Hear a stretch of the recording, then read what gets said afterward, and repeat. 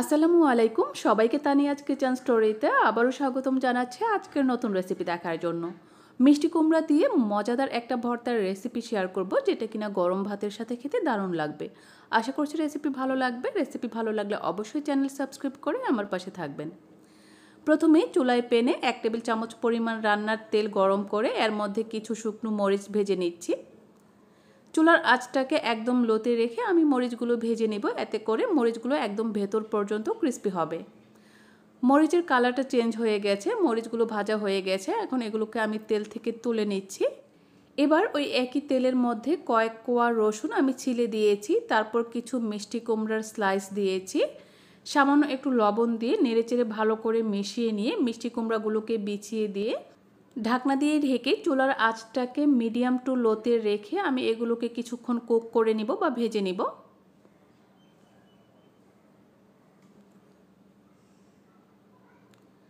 যখন একটা পাশ ভাজা হয়ে যাবে, কালারটা চেঞ্জ হয়ে এরকম লালচে হয়ে আসবে, তখন এগুলোকে আমি উল্টে দিচ্ছি।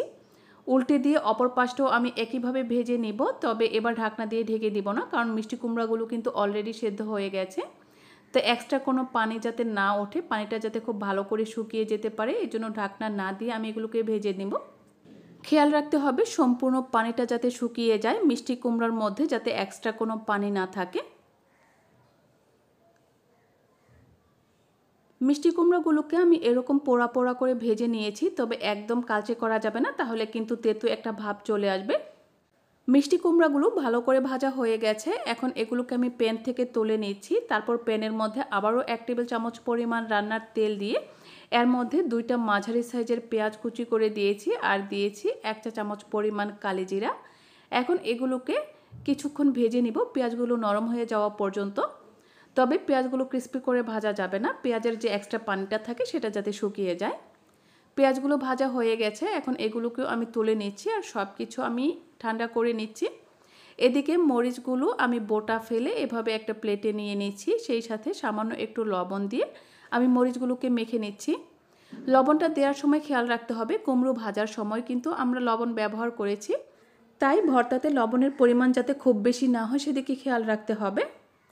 মরিচগুলো ভালো করে মেখে নিয়ে এবার এর মধ্যে ভেজে রাখা মিষ্টি কুমড়া এবং রসুনগুলো দিয়ে দিয়েছি। আর দেখতেই পাচ্ছেন রসুনগুলো কিন্তু একদম মোমের মতো গলে যাচ্ছে। সব কিছু আমি হাত দিয়ে এভাবে মেখে নিচ্ছি।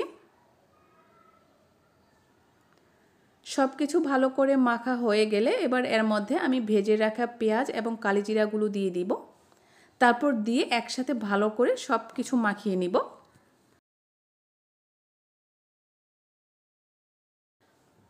মাখানো হয়ে গেলে এবার সবশেষে এর মধ্যে আমি 2 টেবিল চামচ পরিমাণ সরিষার তেল দিয়ে দিচ্ছি, এতে করে ভর্তাতে সুন্দর একটা ফ্লেভার আসবে। তাছাড়া ভর্তাতে ঝাঁঝালো একটা ভাব আসবে, যার কারণে ভর্তাটা খেতে ভালো লাগবে। এবার আমি ভর্তাটা সার্ভ করে নিচ্ছি গরম গরম ভাতের সাথে। যে কারো কাছে কিন্তু এই ভর্তাটা দুর্দান্ত লাগবে। যারা এই ভর্তাটা আগে কখনো খাননি তাদের অবশ্যই এই ভর্তাটা একবার ট্রাই করা উচিত। রেসিপি ভালো লেগে থাকলে অবশ্যই ভিডিওটিতে লাইক এবং কমেন্ট করে দিবেন, আর আপনার ফ্রেন্ডস এবং ফ্যামিলির সাথে শেয়ার করবেন। সাথে থাকার জন্য সবাইকে অনেক অনেক ধন্যবাদ। আল্লাহ হাফেজ।